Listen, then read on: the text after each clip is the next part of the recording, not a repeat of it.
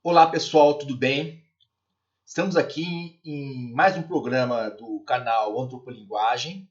Dessa vez nós vamos falar sobre o quê?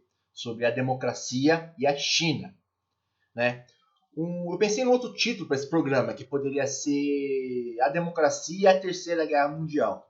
Mas eu pensei em colocar a democracia e a China, porque a China tem um protagonismo, um dos principais protagonismos nesse conflito que nós estamos vendo, que já está se realizando, né? Isso desde a guerra na Síria. Na realidade, isso começou com a crise, né, financeira de 2008, né, que enfraqueceu a economia norte-americana e, de certa maneira, fortaleceu a economia chinesa, né?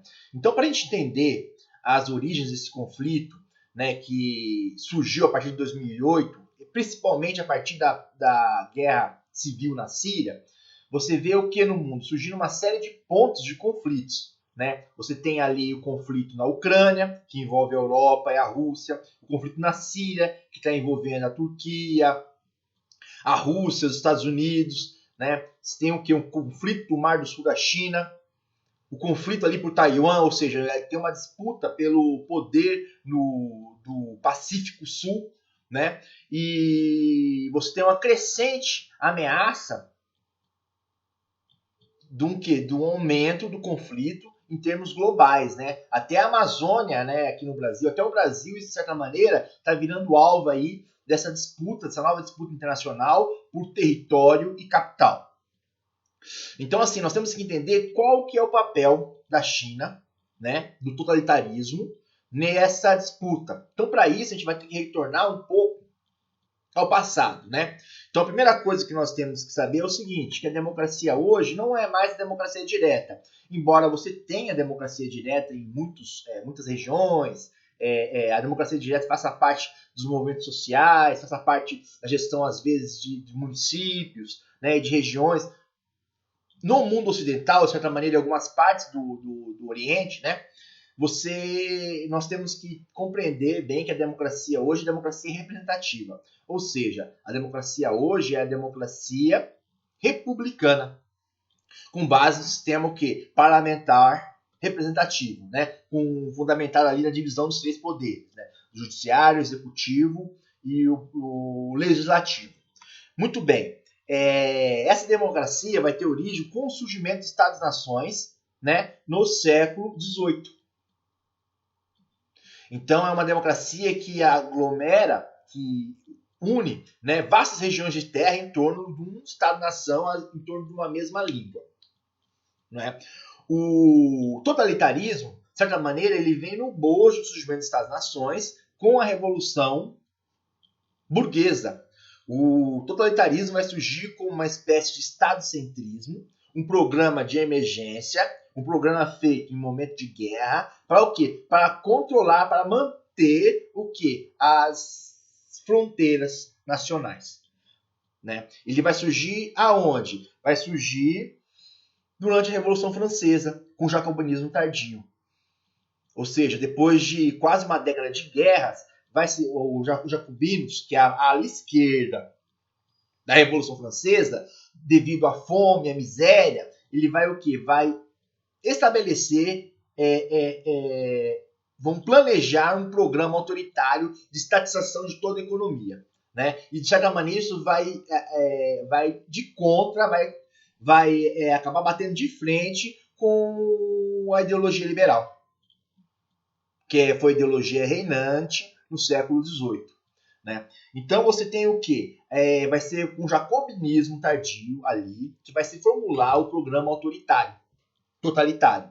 Né? De certa maneira tem um nome, né? Tem um nome o pai desse programa, é Graco-Babelf.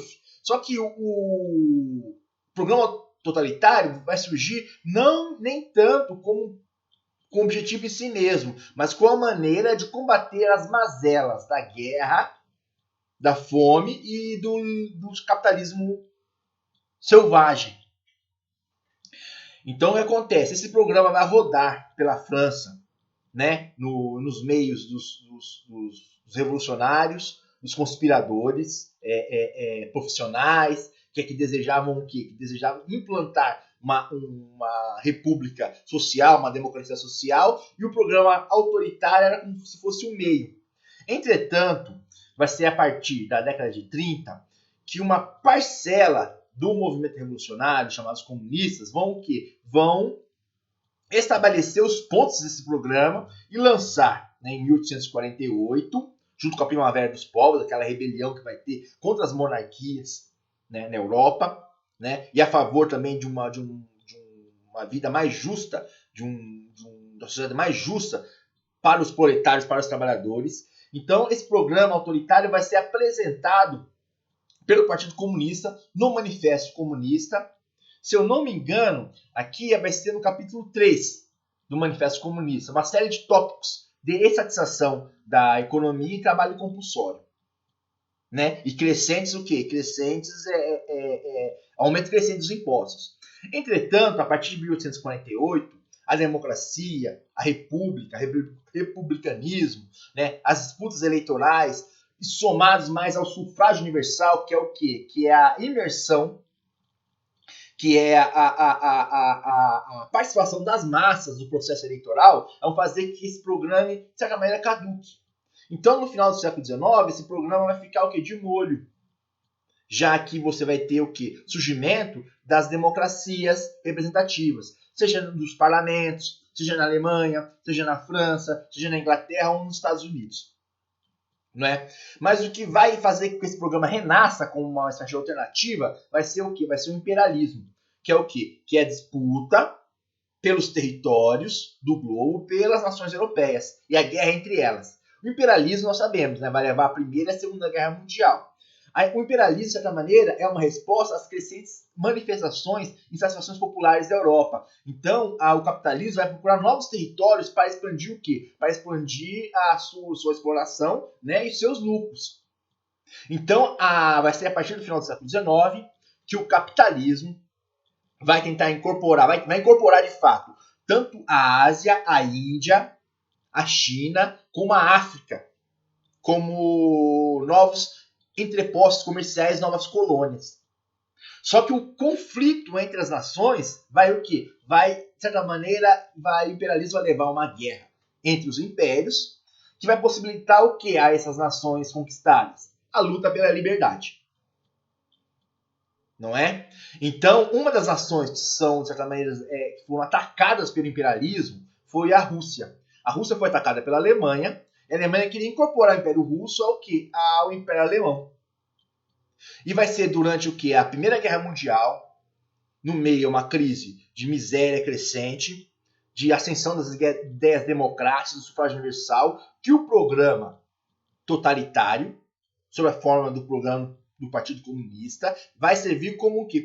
A princípio, como um meio para a luta, para a manutenção do território nacional. Primeiramente, do território russo. Com a vitória da União Soviética, é implementada a primeira estatização em massa de uma economia, pelo menos moderna. Né? E, posteriormente, vai surgir na China, né, grupos, uma frente de luta, uma frente nacional de luta pela independência. Essa frente de luta vai ser capitaneada pelo Partido Comunista Chinês. Né? Ela vai surgir também como uma luta nacionalista, mas depois vai se separar. Os nacionalistas vão para um lado, sob a liderança de Chiang Kai-shek, e os comunistas de outro. Vai se formar a grande coluna, né? E vai ter uma revolução camponesa contra o domínio e a exploração estrangeira. Né? Que vai fundar o quê? Em 1949, o Estado, a República Popular da China. Né?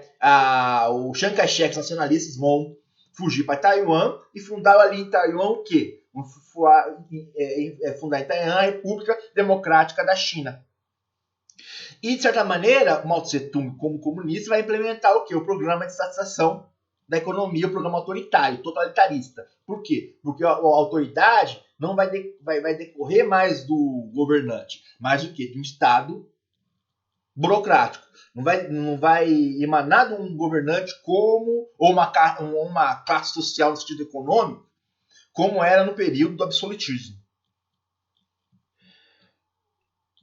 O que nós temos, então? Nós temos o seguinte, que foi o imperialismo, a luta imperialista e a luta de classes, que vai o quê? Vai fomentar esse programa totalitário, que vai concorrer com o programa democrático das repúblicas representativas, né? Nós sabemos que aí no meio nós temos o que? O nazifascista, né? O nazifascismo como o quê? Como um programa totalitário de direita, que ainda o quê? Que ainda tenta conviver com o capitalismo liberal, né? Com as empresas, com a burguesia, enquanto classe, né? E enquanto o programa totalitário de esquerda, o que? Ele estatiza, né? Burocratiza a burguesia, né? Elimina a burguesia comercial, a burguesia produtiva fabril e coloca no lugar dela o que? Uma burguesia burocrática, uma burocracia para gerir os meios de produção. O interessante, a ironia, é que os socialistas, os anarquistas e, de certa maneira, os comunistas queriam o quê? Eliminar a opressão e a dominação do Estado capitalista e a dominação do capitalismo. Ou seja, Estado, mercado, né, e trabalho alienado. Só que o que? Eles vão criar o quê? Uma nova forma de capitalismo. Nem tanto os anarquistas e socialistas, mas os comunistas vão criar o quê? O capitalismo de Estado. O capitalismo autoritário de Estado. Cujo nome nós conhecemos hoje como totalitarismo. Com a queda da União Soviética, quem vai se tornar o principal representante desse tipo de capitalismo é o quê? É a China comunista. E como a China comunista é um país vasto, com um número muito grande de mão de obra, um número de riquezas grande, ela se abriu para o mercado, abriu a economia para o capitalismo, entretanto ela centralizou o poder do Partido Comunista. E ela passa o quê? A usar da vantagem que ela tem de mão de obra barata, inclusive trabalho escravo. Nós sabemos que vai ter um ressurgimento do trabalho escravo sob a forma de trabalho compulsório estatal, né? Tanto devido aos campos de trabalho forçado soviéticos, como aos campos de extermínios fascistas, como os campos de reeducação de trabalho forçado chineses. Então o quê? O totalitarismo, de certa maneira, ele reinstaura na sociedade o trabalho escravo, mas não sob a forma do trabalho escravo privado, em que, assim, no capitalismo liberal tinha trabalho escravo, mas o trabalho escravo, o trabalhador escravo servia ao quê? A um proprietário privado. Enquanto no totalitarismo o trabalho escravo é o quê? É o domínio de uma classe inteira de pobres sob o controle do Estado, trabalho compulsório. E através do trabalho compulsório, a mão de obra barata, e a abertura econômica com o seu grande mercado interno, a China aos poucos vai o quê? Vai ganhando um protagonismo econômico no capitalismo. E hoje já concorre com a maior economia mundial, que são os Estados Unidos da América. Muito bem. Hoje, o que nós vemos claramente com as reformas neoliberais, de certa maneira, com as agitações que nós temos nos países, né, que a luta que se dá hoje é entre o quê? Entre totalitarismo e democracia. O principal beneficiário das guerras internacionais foi o capital financeiro, que se expandiu de maneira geométrica do final do século XIX através de todo o século XX, fortalecendo as grandes empresas, as corporações. E, de certa maneira, com a ascensão da China, nós vemos o quê? Que a necessidade de guerra não vem do povo chinês, não vem do Ocidente, do povo ocidental. Vem do quê? De uma tentativa de destruir a classe trabalhadora no mundo inteiro. Suspendendo o quê? Os direitos democráticos e os direitos sociais, os direitos trabalhistas, conquistados com sacrifício ao longo de todo o século XIX e XX. Então, é muito estranho você ver, por exemplo, os conflitos que estão sendo no Mar do Sul da China, em torno de Taiwan, entre a China e os Estados Unidos, né? Lógico, com os seus aliados, Coreia do Sul e Japão. Porque não tem sentido um país que cresce a 10% ao ano tentar numa guerra arriscar sua frota contra a maior potência militar do mundo, a não ser o quê? A não ser que o plano da China não seja conquistar Taiwan, mas o quê? Decretar a lei marcial e forçar a lei marcial nos outros países. Para o quê? Para a suspensão dos direitos sociais. Então, a Terceira Guerra Mundial é uma guerra contra os pobres. Não é uma guerra entre China e Estados Unidos. Ou entre Rússia e Europa. É o quê? Pode ser uma saída tramada em conjunto pelas elites mundiais para decretar estado de sítio, estado de emergência e suspender os direitos sociais. para baratear o custo do quê? Da mão de obra. Então isso aqui é apenas um breve início, um breve resumo do que é a Terceira Guerra Mundial e como ela vai se desdobrar. Vai ser uma guerra contra o pobre. E a China, nós sabemos que tem agitações trabalhistas na China continental, que tem satisfações em Hong Kong, que pode se espalhar para a China continental. Então a guerra pode vir como solução para o quê? Para calar a oposição. E pode vir como uma luva para os Estados Unidos para o quê? Para alimentar a sua indústria armamentista. Que a economia norte-americana também está em crise. Por quê? Porque se a gente for olhar da ótica meramente econômica, a China não precisa invadir e anexar Taiwan. A China pode, ao longo das 3 décadas futuras, ou às vezes menos, ao longo dos 20 anos, comprar Taiwan. Corromper as autoridades de Taiwan e anexar economicamente Taiwan. Comprar. Simplesmente comprar, porque a China ela é rica. Então por que ela está tensionando? Por que está surgindo essa nova corrida armamentista? Porque a Terceira Guerra Mundial vai favorecer o sistema financeiro internacional, as grandes corporações, e vai massacrar os direitos sociais, os direitos trabalhistas. Vai ser uma guerra programática contra os pobres. Tipo, os Estados Unidos finge que é inimigo da China, a China finge que é inimigo dos Estados Unidos, para lutar o quê? Para os dois declarar a lei marcial e esmagar o quê? As classes trabalhadoras. O mesmo, a Europa finge que é inimiga da Rússia, mas o objetivo deles é esmagar o quê? Os coletes amarelos na França, as reivindicações por mais direito, por boa educação.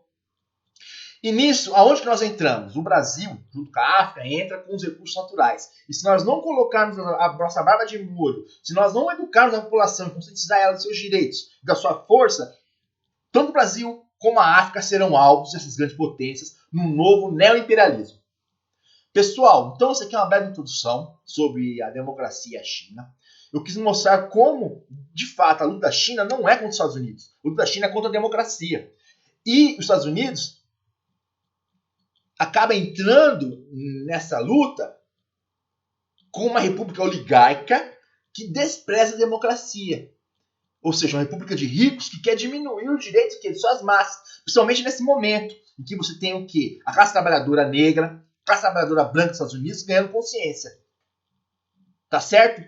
Gente, no próximo capítulo nós vamos falar especificamente sobre isso, sobre a Terceira Guerra Mundial e sua farsa, a grande farsa da luta entre as nações. Porque a luta é contra o pobre. Muito obrigado, até o próximo programa. Eu acredito que saia semana que vem. Um beijo, deixe seu like, acione seu sininho e faça inscrição no nosso canal. Até mais. Falou, pessoal!